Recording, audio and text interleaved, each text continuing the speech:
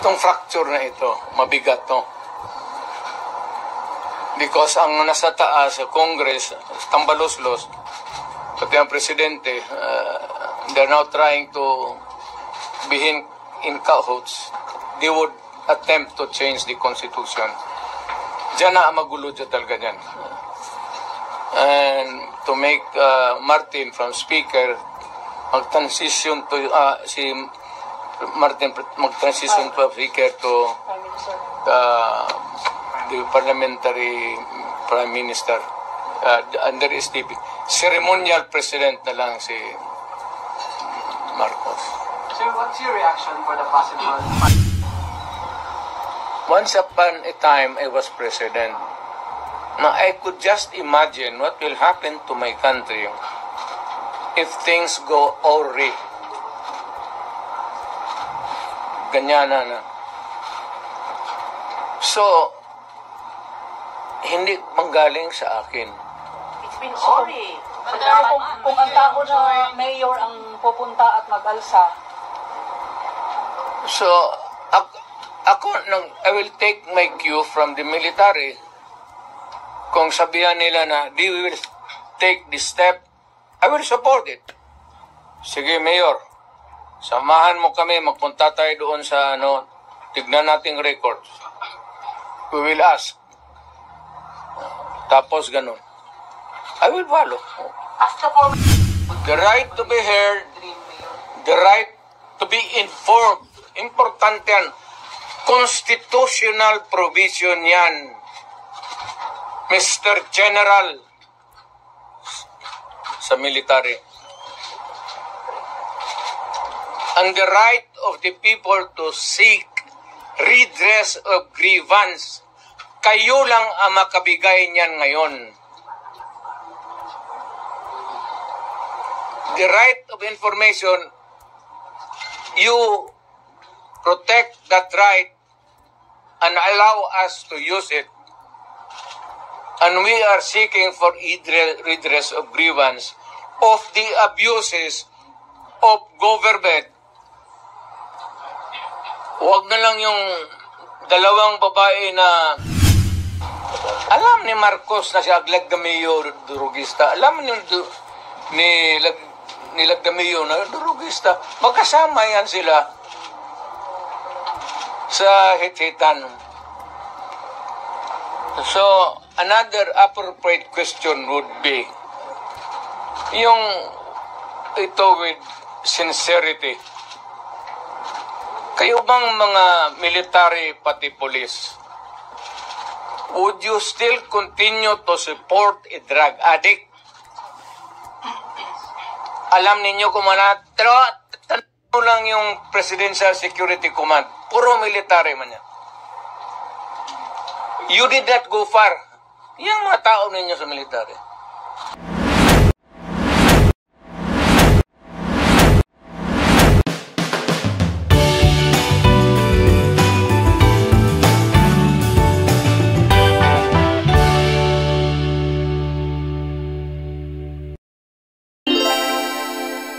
Congressman Alvarez na maghingi ng anong mapulot ko na tulong doon. Kung bakit nagkaganon. Kasi si Zuleta daw was not a criminal. Alam mo, ang practice, kung ang Congress, ang contempt is not a crime. Yung contempt is just a measure for the orderly conduct of congressional hearings. Or during the plenary, kung may nagawa ka doon na disturbance or yung disorderly conduct, if they would put it that way, palabas may pa raw na bakit idalhin sa prison correctional kasi hindi naman daw kriminal. Sabi ko dapat Congress sana, doon may detention center sila. Kung wala, nagbakante sila ng kwarto, doon nila nilagay. Bakit daw papasukin ng jail. Sabi ko, hindi naman may pero yung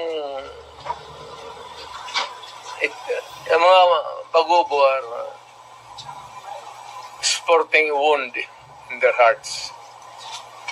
So, yan ang ko na hindi naman ito nakapalibot yan doon sa pati norte ang mga pagubo eh. So, kikinig sila. Wala pa naman tayong natanong, pero hindi maliit na bagay masyado yan para sabihin mo nang gulo. Wag, alam ko yan kasi na presidente ako eh.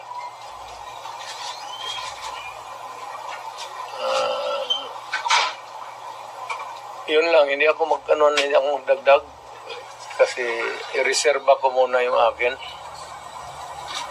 Kay Inday, wala yun. Inday, kaya niya yan. Insignificant pa siya doon. Kasuhan man nila si Inday, di kasuhan nila. Hindi naman makulong yan. Hindi talaga magpakulong yan. Kasi patayan mo yan, mag-uwi ang Davao yan.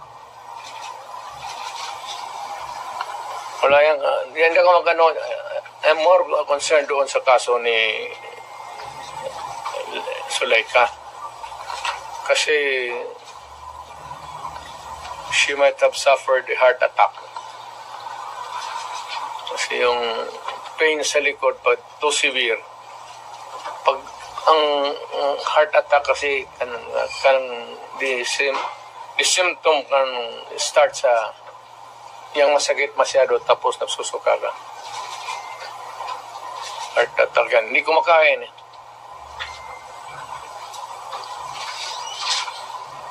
Pero yung sa Congress, wala muna akong wala akong pag-usapan pa namin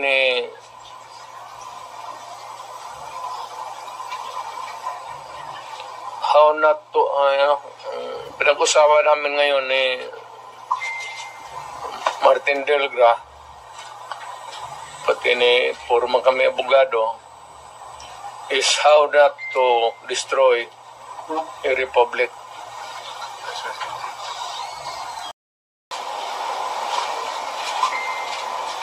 So, we can entertain question, pero hindi ako muna makialam doon. President, yung sinasabing threat daw ni Vice President. Binata man yun.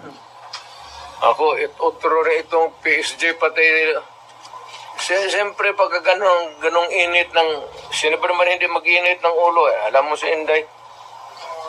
Pero si Inday, siguro, may nagsabi sa kanya,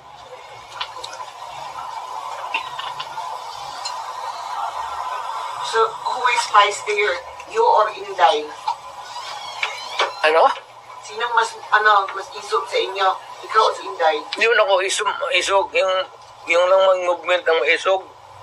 May isog. May isog yun. Ako retired na ako, sabi ko, wala na ako. So, si Inday? Ako, I have full faith kay Inday. Kaya niya yan. Anak ko yan eh. Kilala ko. Kaya yan. Pero, one thing is clear, yung direksyon ng administrasyon, doon talaga sa amin. So, ano ang magiging logical conclusion with everything that is happening now? Is BBM going to suffer the same fate as his father? I do not, that remains to be seen.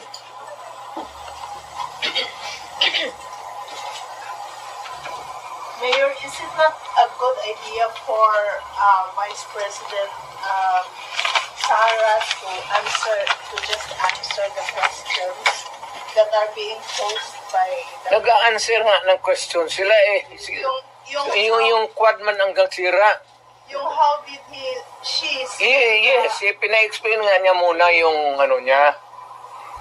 Kasi hindi pa tapos ang COA.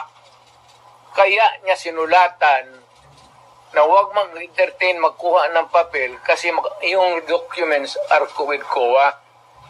So that if COA would, 6 months yan eh, if COA would be asking additional documents, hindi sila magkandarapa, maghanap kasi nandyan na lahat. Iniimbestigahan na nga eh. Eventually, mag-testify yan siya. Pero yung mga documents muna, hindi yan trabaho ng... May mga nag-comment na po sa social media na pag-people power na lang daw po. Isipan. Wag. Alam mo, dumaan ako pagka-presidente. Not for anybody, not for anything else. Meron tayong problema. Malaking problema. Sabi ko, insignificant yung nangyari dyan kay Lopez pati kay Inday. Binata man yung threat, patay-patayan. Pati itong luko-lukong Malacanang, ang problema ng isa pa dyan, yung National Security Advisor ko noon, si Anyo. Alam mo naman yun, hindi namin kaya yan.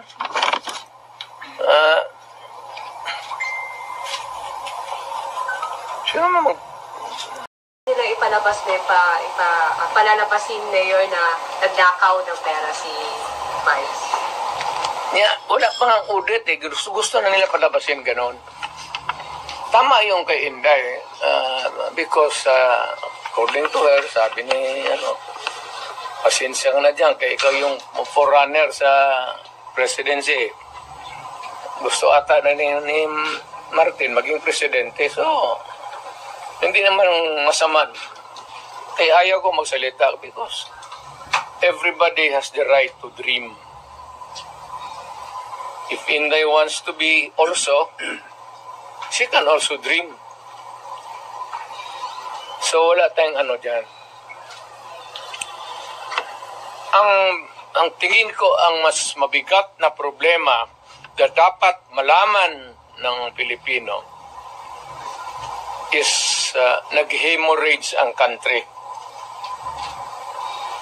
Pati yung PhilHealth nga na hindi sa gobyerno, contribution natin yan kasi kung magpa-hospital ka, noon yung may pambayad ka, depende sa category yung rates mo. Kung ibang iyo, dividido ba talaga na full o paglabas mo, wala ka ng bayaran. Yun ang noon, yung 16 billion na nilipat nila. That is the most dangerous at dapat utang inestapa yan.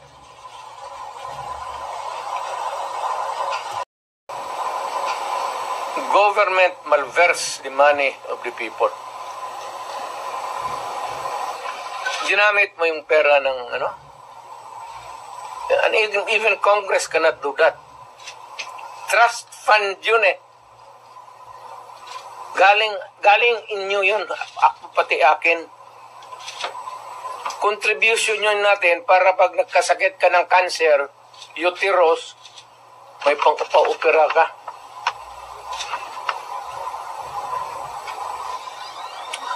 Ang government malverse the money of the people.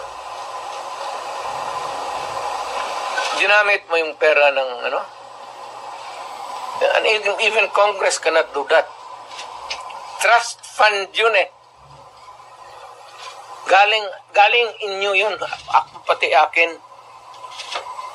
Contribution yun natin para pag nagkasakit ka ng cancer, uterus, may pang-opera ka.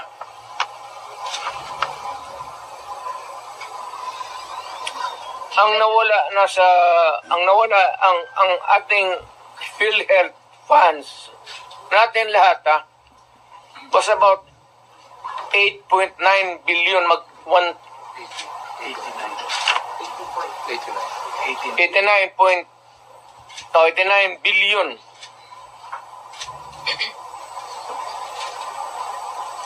Of that 89 billion, 27 na lang ang nawala. 27 na lang ang natira.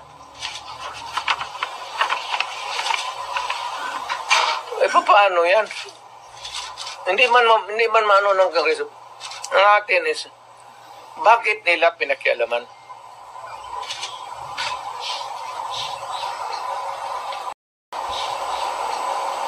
Pero Mr. President, if you see that this really, may estafa case, na yan, ang problema ganito, if we're going to file a case sa court, but the justice system, the courts, is a government.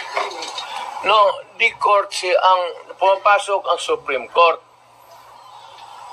Kana hinintuan nga na sila eh. Huwag mong pakialaman yan, kaya hindi yan inyo. Ako, piskal ako, ang alam mong, minalbers nila yung pera eh. Ang naiwan kasi 29 billion lang. Out of the 89, 29 na lang. But can we say, Saan ang pera namin? Sabi daw, binalik personal mayor. Ano, ibalik mo, wala mong pera. Maghiram nga ng pera eh. Ang gobyerno na ito, walang project. Wala ka nakikita ng project. Maintenance na lang. Kasi ayuda, ano yan, akap, ayuda. Tupad. Yung, naubos doon. Naubos ni Romualdez kasi Romualdez, congressman lang, pero left and right ang pamigay niya.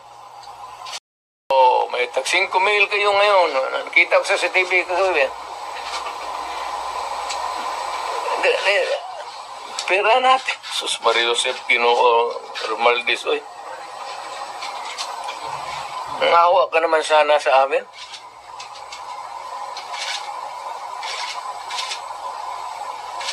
Yung 89. Ang Maharlika Fund, ang target nila sa ito ang 250 billion.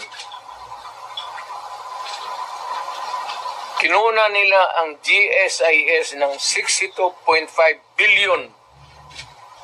Yan, pera rin ng mga taga-gobyerno yung empleyado.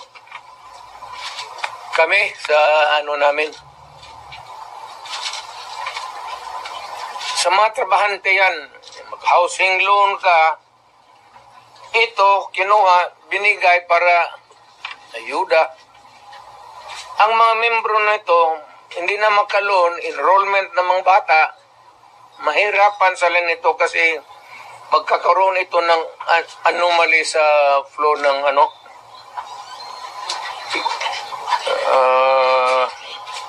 ang SESS, kinuha rin 62 billion. Private lang yan. Para sa mga empleyado, LBP 62 billion. Kaya yang sa sundalo, pati yung retirement nila patayan. Given all these predicaments, sir, you have the legal basis on the issues of one. Kaya mayroon na. Legal remedies in your mind? Meron na. Lahat ito, the example yung PhilHealth na binara sila, yun yan. Hindi man nila pera ito lahat. Ito ang problema ngayon. Gastusin nila ito, naiwan, what is left from the original nila. Kagaya nitong PhilHealth, 89 billion. Ang naiwan ay 29 billion na lang. So, kung walang pera, anong gawin nila? Maghiram. But they juggle. Foreign borrowing. Wala na silang majagul dyan. Ano ba jagul-jagul? Tignan mo. Bakit ang may jagul? They transfer it, diba, from private to government. Hindi na ito. Hindi na kailangan i-jagul. Nandiyan na sa kanilang kamay. Ano pa jagulin nila yan? They would spend it. Ayuda. Hindi na may jagul mo yung ayuda. When you initiate the filing of charges, Will you initiate the filing of charges or will you make a move to stop the government from taking... Mayroon, it is, tignan natin ang resulta sa Supreme Court, yung sa PhilHealth ngayon. So, para magkaroon tayo ng predicate of how to go about. They fear that you will call for a mass movement in Davao City given the situation of PhilHealth to the Quadcom and Tignan ko lang. killings. Kung Mass mobilization of people power for that. ang alam ko man, sinong pupunta lang doon, ikaw pati ako. Bakit ka mag... Wala ka, sir, no?